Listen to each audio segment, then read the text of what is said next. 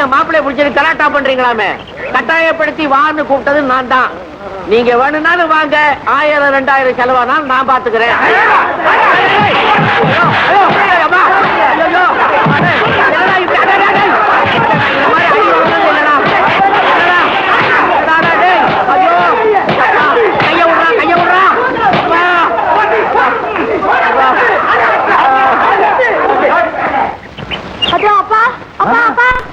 என்னப்பா அது?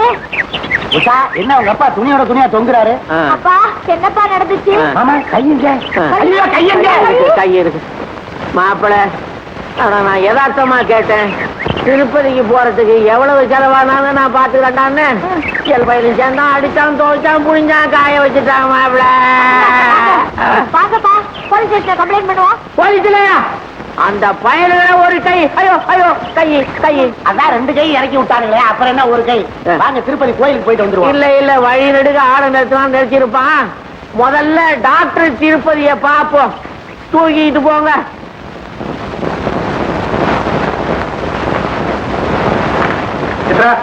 காரி எல்லாம் சரியா இருக்கான்னு பாரு. என்னங்க இது? மாடு திங்கிற அவுத்திக்கீரை, மரக்கட்ட மாதிரி வாழைத்தண்டு, மட்டமான கத்திரிக்காய். நிச்சயம் இப்படியே சாப்பிட்டா உடம்பு என்னத்துக்காகும்? வேற என்ன வாங்கலாங்கிற? கேரட், பீட்ரூட், காலிஃபிளவர், பீன்ஸ், இந்த மாதிரி சத்தான காய்களை சாப்பிட்டா தானே ரொம்ப போய் உழைக்க முடியும். சத்தான காய்கறிகளை சாப்பிட்டா தான் உழைக்க முடியும்னு உனக்கு தெரியுது. அந்த அளவுக்கு சம்பளத்தை வசதி கொடுக்கணும்னு அந்த சீமாட்டிக்கு தெரியலையே. சரி சரி, எனக்கு நிறைய வேலை இருக்கு, நீங்க போங்க. இந்த மாதிரி நேரத்துல போய் சொல்லிடுவியே. ராஜன், எல்லாரும் சௌக்கியமா இருக்கீங்களா? வாங்க சார். நீங்க எங்க சார் இங்க? ஏப்பா, நான் இங்க வரக்கூடாதா? அப்படியெல்லாம் ஒண்ணும் இல்ல. இந்த மாதிரி இடத்துக்கெல்லாம் நீங்க வரமாட்டீங்களான்னு கேட்டேன். நீங்க யாருமே என்ன சரியா புரிஞ்சுக்கல. முதலாளிக்கும் தொழிலாளிக்கு இடையில மேனேஜர் இருந்தா கெட்ட பேர் தான் ஏற்படும். அதுக்கு நான் மாத்திரம் என்ன விதிவிலக்கா? ஏன்னா நான் யார் பக்கமுமே பேச முடியாது இல்ல. ஆமா சார், வாசம் தான். ஏமுத்து, நான் நிர்வாகத்தில் இருக்கும் போதே போனஸ் வேணும், அது வேணும், இது வேணும்னு கோஷம் போட்டீங்க, கொடி பிடிச்சிங்க. இப்ப என்னப்பா யூனியனே ரொம்ப சைலண்ட் ஆயிடுச்சு. யார் சார் சொன்னது? போன வாரம் கூட முதலாளி அம்மாவை சந்திச்சு எங்க தலைவர் பேசிட்டு வந்திருக்கிறாரு. நீ ஒரு புரியாத அழுப்பா. சங்கர் உங்க எல்லாரையும் ஏமாத்திட்டு இருக்கான். சங்கர் சார் அப்படி சொல்றீங்க? ஏப்பா, எங்கேயாவது கேள்விப்பட்டிருக்கியா? புருஷன் தொழிலாளியாவும் பொண்டாட்டி முதலாளியாவும் இருக்கிறத? இந்த ஃபேக்டரியில தான் சார் அந்த அதிசயமே நடந்துகிட்டு இருக்கு. அதிசயம் இல்லப்பா, அக்கிரமம் நடந்துகிட்டு இருக்கு, ஏமாத்து வேலை நடந்துகிட்டு இருக்கு. சங்கர் இப்ப உங்களுக்கு மட்டும் தலைவன் இல்ல, சித்ராவுக்கும் அவன் தான் தலைவன். நீ அடிக்கிற மாதிரி அடி, நான் அழுவுற மாதிரி அழுவுறேன்னு 2 பேரும் நாடகம் ஆடிட்டு இருக்காங்க. பாவம், நீங்க எல்லாரும் அதுக்கு பலியாயிட்டீங்க. நீங்க நல்ல கறிகாவலை கூட வாங்கி சாப்பிட முடியாத அளவுக்கு கஷ்டப்படுறதா கேள்விப்பட்டேன். அதனால இந்த மாசத்துல இருந்து உங்க சம்பளத்தை 2 மடங்கா வசதி இருக்கேன். ரொம்ப சந்தோஷம். இந்த சம்பள உயர்வு எல்லாருக்கும் தானே? நோ, உங்களுக்கு மட்டும்தான். சாரி, தலைவங்கிற முறையில நான் மட்டும் சம்பளத்தை உயர்த்தி வாங்கிக்கிறது நல்லா. அக்கறையோட பாடுபடுறவங்களுக்கு தானே கொடுக்க முடியும். எல்லாரும் என்ன மாதிரி தானே கஷ்டப்படுறாங்க. நான் உங்களுக்கு ப்ரமோஷன் கொடுக்குறேன், அதோட கூட சம்பளத்தை வசதி தரேன். என்னை விட சர்வீஸ் ஆனவங்க எவ்வளவு பேர் இருக்கும்போது எனக்கு மட்டும் உத்தியோகத்தை உயர்த்துறது முறையில். உங்க குடும்பம் நல்லா இருக்கணும்னு நீங்க நினைக்கல? நான் எல்லா குடும்பமும் நல்லா இருக்கணும்னு நினைக்கிறேன். ஆமா சார், நீங்க சொல்றது முழுக்க முழுக்க உண்மைதான். இன்னையில இருந்து உங்க சங்கத்துல நான் ஒரு மெம்பர். உங்களுக்காக, உங்க உரிமைகளுக்காக நான் போராட தயாரா இருக்கேன். ஓகே? இதுவரைக்கும் நம்ம கோரிக்கைக்கு அவங்க சரியா பதில் சொல்லல. தலைவர் கூட அவங்களுக்கு சாதகமா நடந்துக்கிறாரோன்னு நாங்க சந்தேகப்படுறோம். என் மேலே சந்தேகப்படுறீங்க? எல்லாரிடத்திலும் கண்டிப்பா நடந்துக்கிற நீங்க அந்த அம்மா விஷயத்துல மாத்திரம் ஏன் விட்டு கொடுத்து போறீங்க?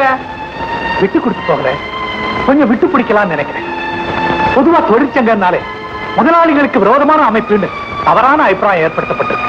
அதை என் காலத்துல மாத்தலாம்னு நினைக்கிறேன். அதெல்லாம் சும்மா சார். உடனடியா நம்ம கோரிக்கையை வற்புறுத்தி ஆகணும். ஆமா, உடனே இதை கேட்டாகணும். அவ்வளவுதானே? நாளைக்கே உங்களை சந்திப்பேன்.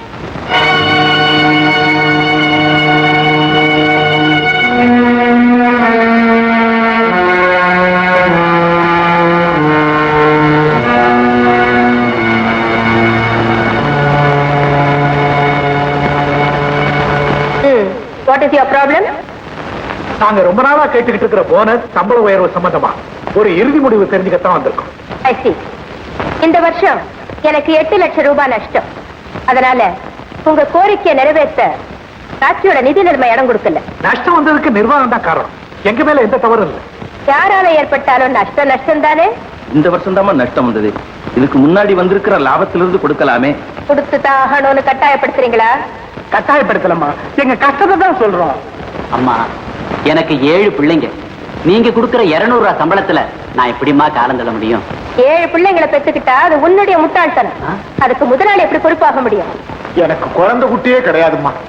அப்படி இருந்தும் அறவயிரும் காவயிருமாதானே சாப்பிட முடியும். நீ எந்த வேலையை செய்யறியோ அந்த தகுதியை வச்சுதான் உனக்கு சம்பளம் கொடுக்க முடியுமே தவிர உன் வசதிக்காக கொடுக்க முடியாது. அதிகப்படியா நாங்க எதையுமே எதிர்பார்க்கலீங்க. சட்டப்படி எங்களுக்கு சேர வேண்டியதுதான் நாங்க கேட்கிறோம். சட்டத்தை பத்தி எனக்கும் தெரியும் மிஸ்டர். தொடர்ந்து நஷ்டம் ஏற்பட்டா ஃபேக்டரிய மூடிடலான்னு கூட தான் சட்டம் சொல்லுது. அப்படி செய்யணும்னு ஆசைப்படுறீங்களா? எங்களை பயமுறுத்துறீங்களா? Not at all. உங்க பயமுறுத்தலை கண்டு நான் பணிய போறது இல்லைன்னு சொல்றேன். நாங்க ஏமா உங்களை பயமுறுத்துறோம்? பட்டினியும் பசியுமா கிடக்குறோம். கொஞ்சம் கருணை காட்டுங்கன்னு தானே கெஞ்சிரோம். லுக் மிஸ்டர், இது தர்ம ஸ்தாபனம் இல்ல, வியாபார நிறுவனம். வரவிருந்தா தான் செலவு பண்ண முடியும். முடிவா நீங்க என்னதான் சொல்றீங்க? இது என்னுடைய ஃபேக்டரி. இதுக்கு நான் தான் முதலாளி. எனக்கு எப்ப வசதி இருக்கோ அப்பதான் உங்களுக்கு எல்லாம் சலுகை காட்ட முடியும். அது வரைக்கும் எங்களை பட்னி கிடந்து சாக சொல்றீங்களா? அதுதான் உங்க தலையெழுத்துன்னு அது என்னால எப்படி மாத்த முடியும்? ஏழைங்க நினைச்சா எதையும் மாத்த முடியுங்கிற காலம் உருவாகிட்டு இருக்கு முதலாளி அம்மா. நாங்க இவ்வளவு தூரம் மரியாதையா கேட்டதுக்கு அப்புறம் நீங்க மமதையோட பதில் சொன்னா எங்களை போராட்டத்துல இறங்க சொல்லி கட்டாயப்படுத்துறீங்கன்னு தான் அர்த்தம். Do it immediately. உடனடியா செய்யுங்கன்னு தான் சொல்றேன். உங்க போராட்டத்தை கண்டு நான் ஒண்ணும் பயந்துட மாட்டேன். உங்களுக்கு போராட்டத்தை நடத்த தெரியும்னா அதை எப்படி அடக்குறதுன்னு எனக்கும் தெரியும். நீங்க எந்த முடிவுக்கு வந்தாலும் அதை நான் சந்திக்க தயாரா இருக்கேன். அண்டர்ஸ்டாண்ட்? மேற்கொண்டு என்ன செய்யலாம் நினைக்கிறீங்க? உடனே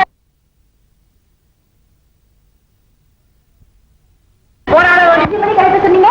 அவர் சீக்கிரம் எங்க போறீங்க? நாளைக்கு ஃபேக்டரியில போராட்டம் இருக்க மறந்துட்டியா? மறக்கிறீங்க. அதுக்கு உங்களுக்கு என்ன சம்பந்தம்? நீங்க தான் இன்னும் நம்பி விலகிட்டீங்களா? விலங்குனால தானே விலா எலும்பிய ஒடிச்சிட்டாங்க. திரும்ப எங்க ஒடிச்சிருவாங்கன்னு அங்கேயே போய் சேர்ந்துட்டேன்.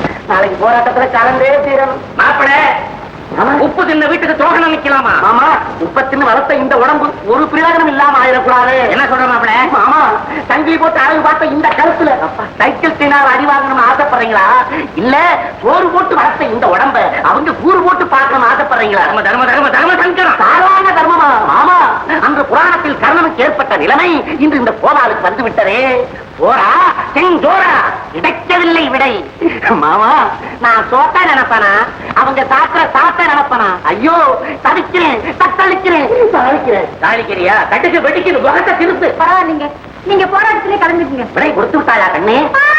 ஈரம் அரைச்சி அழுகலாமா? அதுக்காக ஆளுங்க என் காலை வச்சுக்கிட்டு இருக்கீங்க.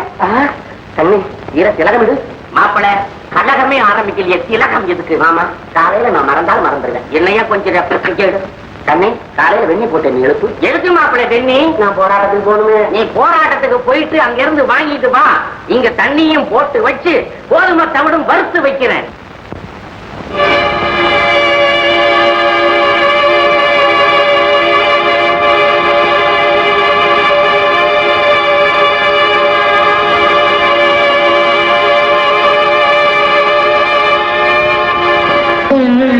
ஆணவத்தோட ஃபேக்டரியில அதிகாரம் பண்ற அந்த சித்ரா எங்க? அன்போட பண்போட வீட்டுல பணிவிட செய்யற இந்த சித்ரா எங்க? என்ன அப்படி பாக்குறீங்க? ஒண்ணு இல்ல, நாளைக்கு ஃபேக்டரியில எங்க முதலாளி எடுத்து போராட்டம் நடத்த போறோம்.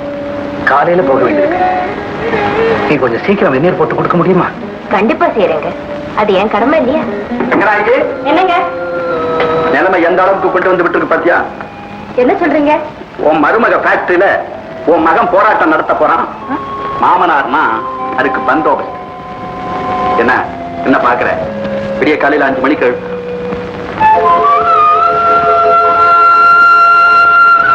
என்னங்க என்னங்க எழுந்துருங்க. வெந்நீர் போட்டாச்சு, குளிக்க வாங்க.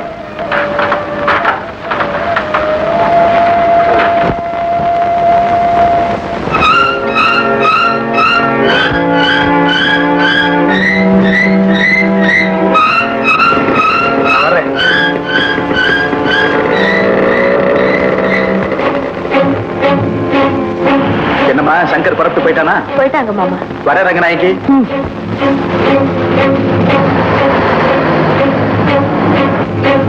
நான் வரேன். சரிம்மா.